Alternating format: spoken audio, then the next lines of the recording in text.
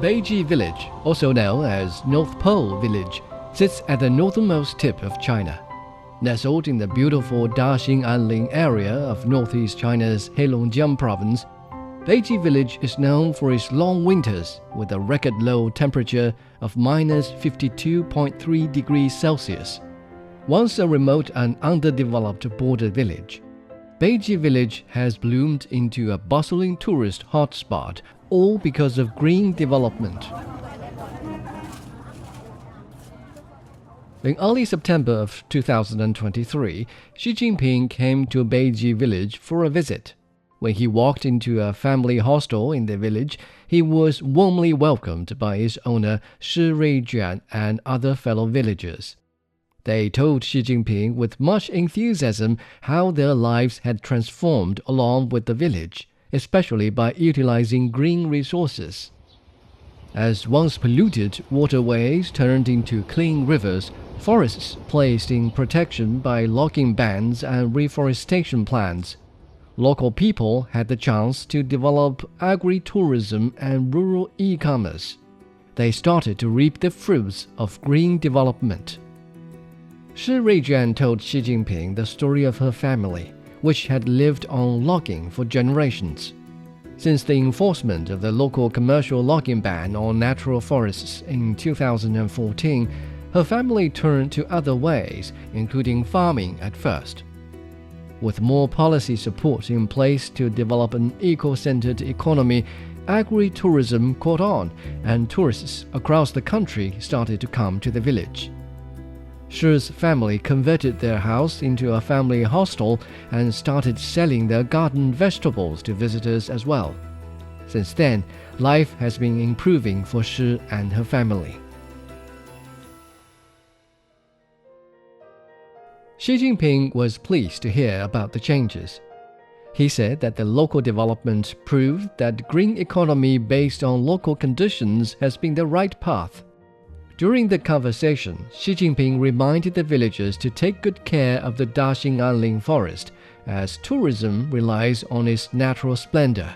He said, "Forest can be a big treasure house for water conservation, food production, economic output, and carbon capture.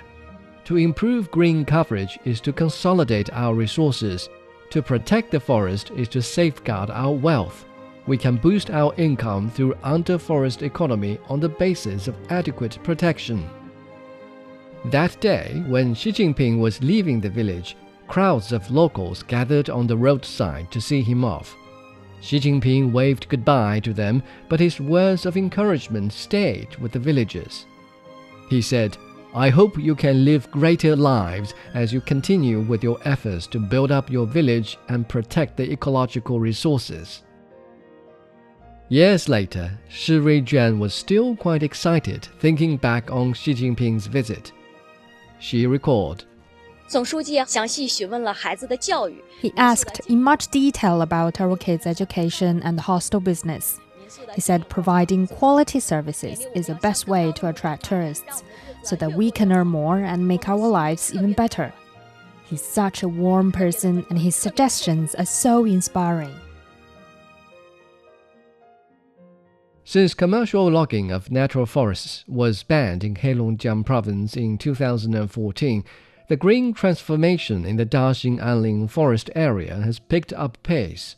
Over the past decade, the forest area and forest coverage rate have both increased. Local development has shifted from relying solely on logging to a green economy centered around forest ecotourism, forest food products, and medicinal herb processing.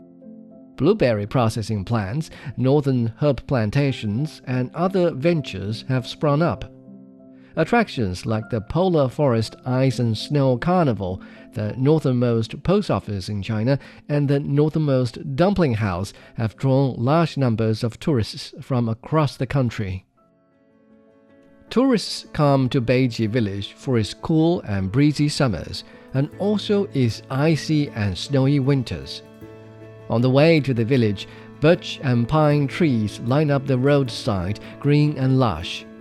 Wild animals like roe deer and local pheasants roam the woods to the delight of excited tourists. In 2015, Beiji Village was officially rated as a top-level national tourist attraction. By 2022, more than 200 family hostels and restaurants were up and running in the village. An average annual income of villagers reached 31,000 yuan or $4,300. This positive development has the added benefit of attracting young people back to their home village. Xu Ruifeng is a young man who came back and found his career opportunity in his family hostel. All the family hostels in Beiji Village have upgraded their basic facilities to better accommodate the increasing number of tourists.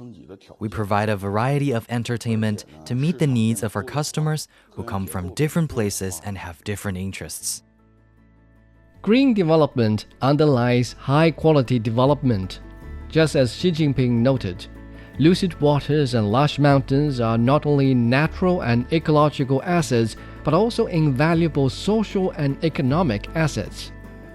Through green transformation, Beiji villagers have tapped into invaluable assets in their lucid waters and lush mountains and their unique endowment in ice and snow.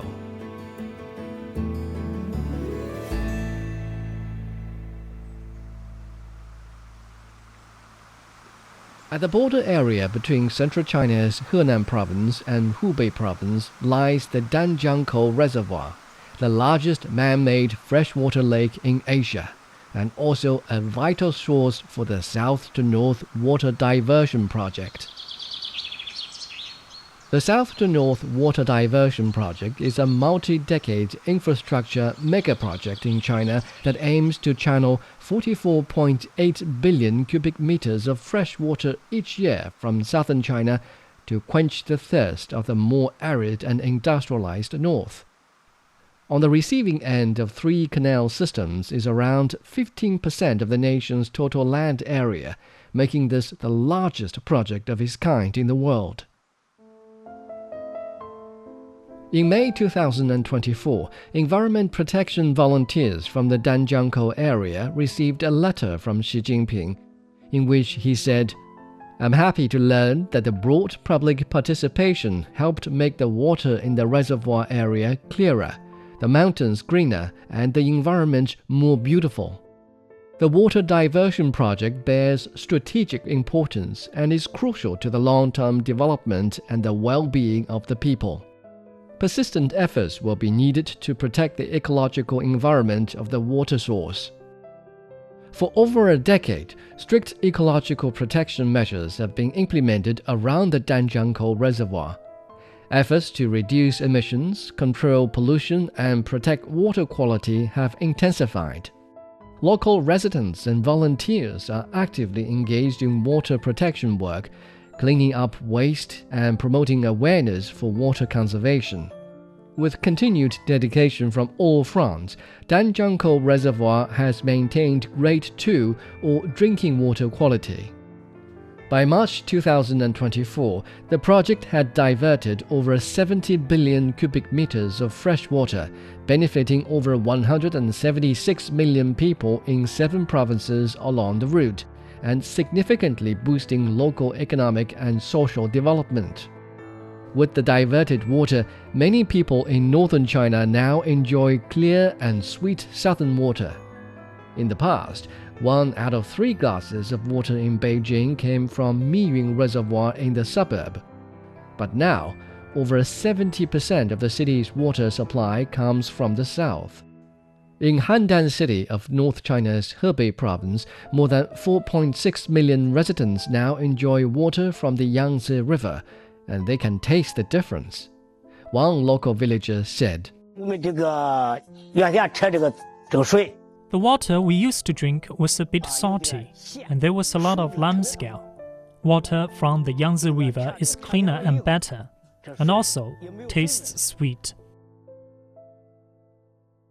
Xi Jinping described this project as a lifeline, and he said, "The South-to-North Water Diversion Project concerns me a lot. It is among the most fundamental interests of the country. We need to address the stark contrast in water resources between southern and northern China, and the project provides a scientific solution. In May 2021, Xi Jinping came to Nanyang City of Henan Province, the head of the middle route of the south to north water diversion project. After inspecting the water diversion gates, he took a boat to the Danjiangkou Reservoir. Holding up a glass of fresh water from the reservoir, Xi Jinping closely examined the water in the sunlight, then smiled and said, "The water quality is good. The head really takes the lead." Over the past decade, Xi Jinping paid frequent visits to the provinces and cities along the route to do field research, addressing issues like water quality, environmental protection, project safety, and the livelihood of people who have been relocated from the reservoir area. Ecological and environmental protection has always been his priority. Xi Jinping said that high-level protection provides important support for high-quality development. Never breach the bottom line of ecological security, Xi Jinping said. We need to prioritize water conservation over water diversion, pollution control over water diversion, and environmental protection over water usage. In his view, the harmonious coexistence of man and nature comes before the rational utilization of natural resources. Harmony between humanity and nature is an important theme of Chinese modernization, and rational utilization of water is just one example. In Xi Jinping's letter to the volunteers at Danjiangkou Reservoir, he encouraged more people to join in the efforts to build a beautiful China. We need to respect nature, follow its laws, and protect it. We need to find a way for man and nature to live in harmony, balance, and coordinate economic development and ecological protection.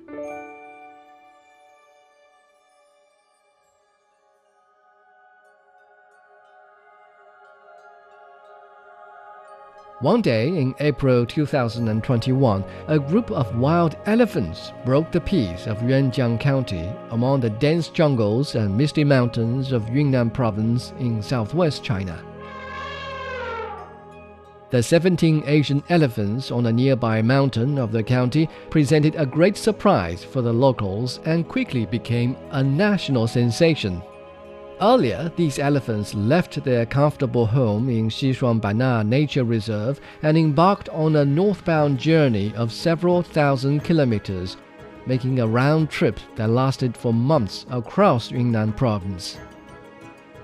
As the elephants toured around, local authorities mobilized resources to ensure the safety of both the elephants and local residents. Factories along the path turned off their lights so as not to disturb these unusual passers-by. People quietly made way for these gentle giants, leaving corn, bananas, and other food on the way to guide them on their journey. The elephants came down this road, so we prepared corn, which we scattered along the way to guide them. We piled up bananas for them to eat. We felt sorry when we saw them going up the mountain and found nothing there to eat. Following the footsteps of these elephants, a beautiful picture of harmony between human and nature unfolded.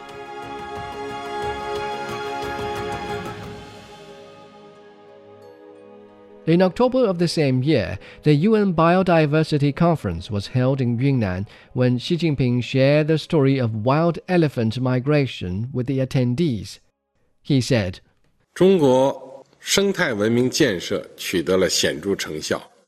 China has made remarkable progress in building an ecological civilization. The recent story of the northward travel and return of a group of elephants in Yunnan Province is just one of the vivid examples of our endeavor to protect wild animals. The Asian elephant is designated as a Class 1 or top-level protected species in China. Thanks to years of conservation efforts, the population of wild Asian elephants in China doubled from around 150 in the 1980s to around 300 today. At the China-Laos border, wild Asian elephants have become less fearful of humans as they move freely through the border checkpoints, as if on shopping trips at these crossings. The fact that elephants can live, migrate, and thrive peacefully is a testament to China's commitment to ecological construction and biodiversity conservation. The China-Laos Railway, which opened in December 2021, passes through several Asian elephant habitats. During the planning phase of the project, China led the efforts to do extensive research on the distribution and migration routes of the elephants, as well as on their living habits.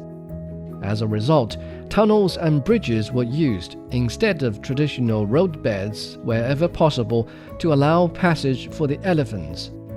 In areas where the elephants often showed up, special barriers totaling dozens of kilometers were constructed to protect them. China also worked with Laos to establish a cross-border joint protection area roughly the size of South China's coastal city Shenzhen.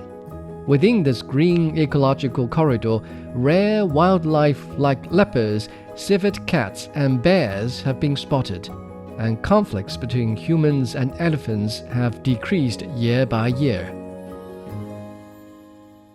Bouton Sisemukum, an official from the Department of Agriculture and Forestry in Laos' Udomse province, noted that China has provided substantial assistance to Laos in biodiversity conservation.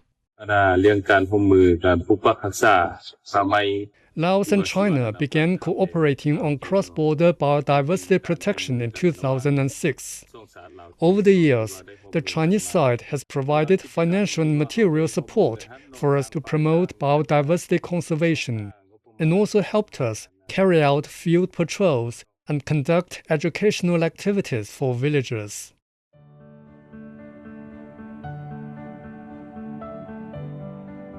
As the saying goes, if we humanity do not fail nature, nature will not fail us. Xi Jinping remarked that China will not stop its footsteps in biodiversity conservation. He said, China will respond to the action plan for the UN Decade on Ecosystem Restoration and launch a large number of key projects on biodiversity protection and restoration. Also, China will deepen international exchanges and cooperation. In Xi Jinping's view, building an ecological civilization is vital to the sustainable development of the Chinese nation. Whether it is rivers of clean water running northward, lucid waters and large mountains, or elephants strolling leisurely across Yunnan, the journey of building a beautiful China will continue.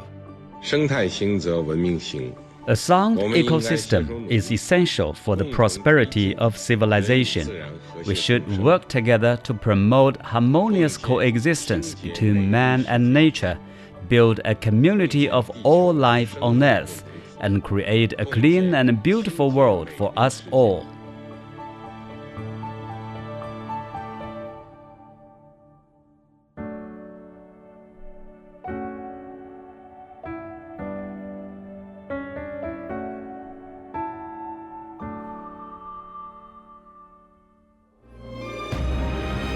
You've been listening to Season 2 of Stories of Xi Jinping, a podcast series sharing Xi Jinping's governance philosophy as a national leader.